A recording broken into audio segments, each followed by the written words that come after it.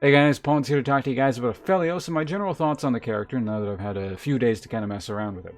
So to kind of get right to the core of my general experience of the character, you know, how I perceive things personally, I suppose what stood out the most is he's not actually all that complicated. Certainly didn't seem that way to me.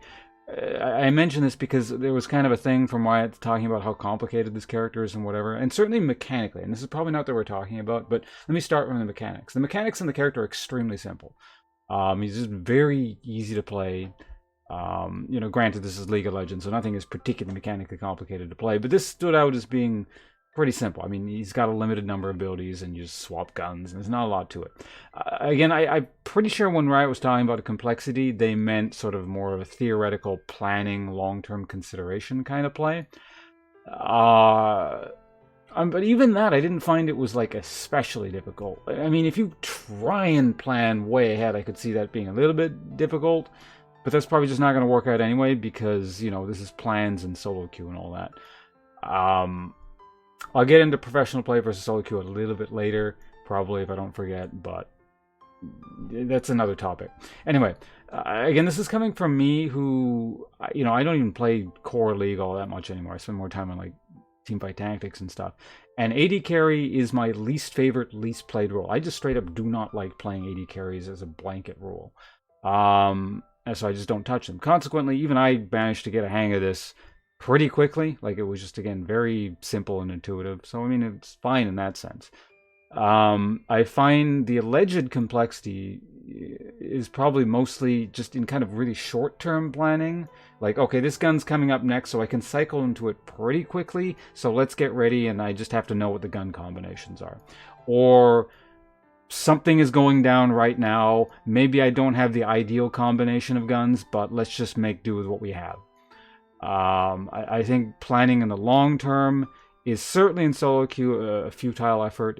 You're going to plan around, well, 5 minutes from now, if I have enough ammo in my offhand and leave it there for exactly 3 minutes and swap this thing out, I predict that the enemy team will be exactly at the dragon, and then we will engage them, and I will have my flamethrower against their low mobility team, and I will AoE them. It's not going to work out like that. It's not some, you know, you're not some shitty anime protagonist. It's largely just the character is managing the chaos in front of you as best you can, and I suppose that's where the skill comes in. So, I don't know. I hope Riot doesn't intend it for this character to be a very long-term planning exclusive character.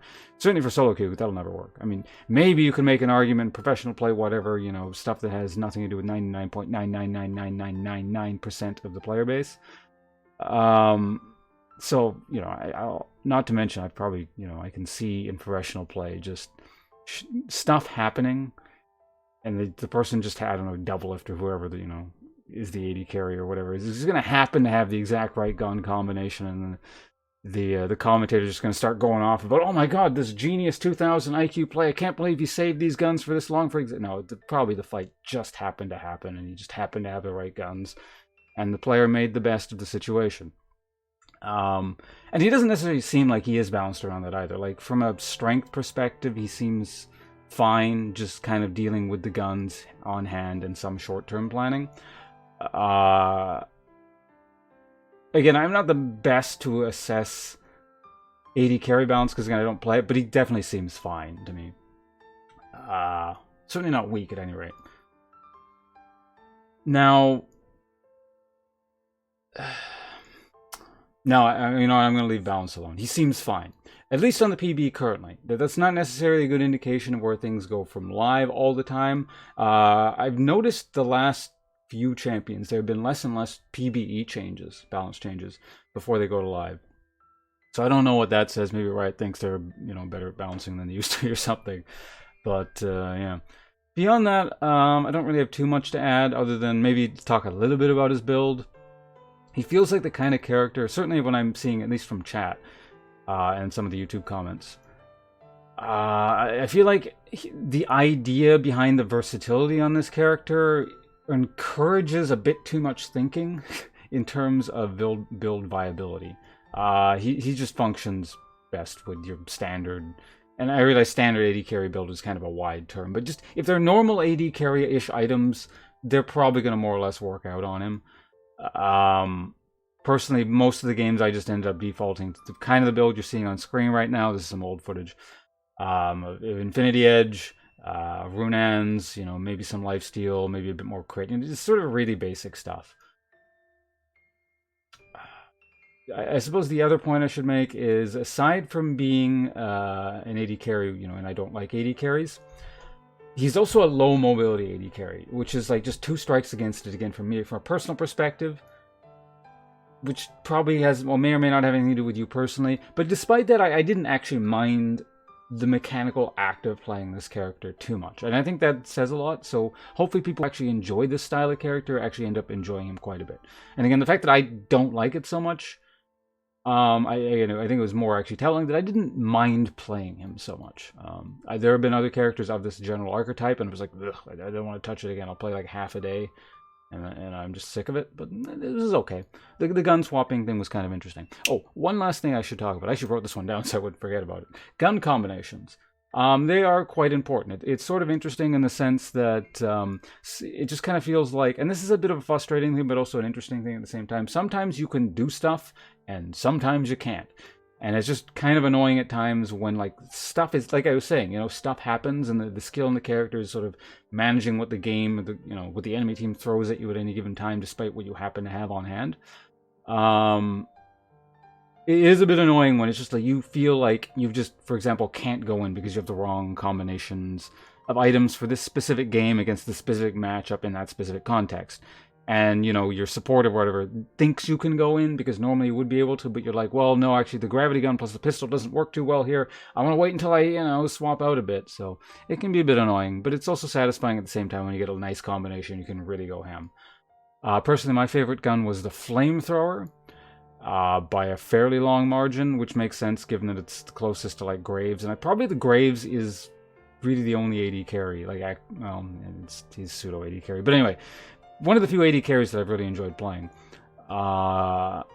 It just kind of, I don't know, you feel fairly strong using it, and it just pairs with a lot of weapons really well. So basically, any kind, and yeah, basically all the really cool, oh, that was awesome moments that I experienced with the character.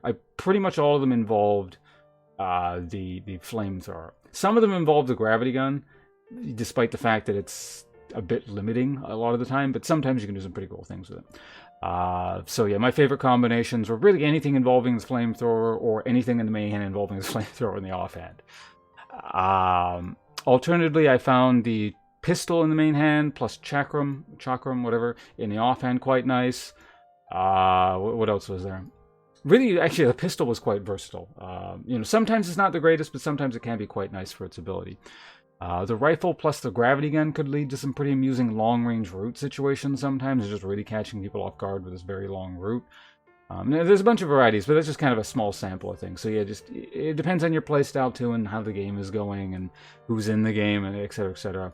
So it's really just a matter of, I guess, getting used to the different gun combinations and finding what works for you in the sort of game that exists at any given time. So I don't know. For example, I like the flamethrower. Perhaps you'll really like the chakram or something. Yeah, I don't think there's too much to talk about in terms of general balance and thoughts on the character beyond that. I think that summarizes it decently, but I probably missed something. I'm sure I've missed something. So if you have any questions, feel free to ask in the comments or something below. Let me know what you think of the character if you had a chance to play him yourself, or just kind of your perspective having watched. Thoughts on whatever. So yeah, he'll probably be going to live in just a little over a week, I think. What is today? Today's Monday, right? Yeah, a little over a week. But yeah, that's it for me. Thanks for watching. Goodbye.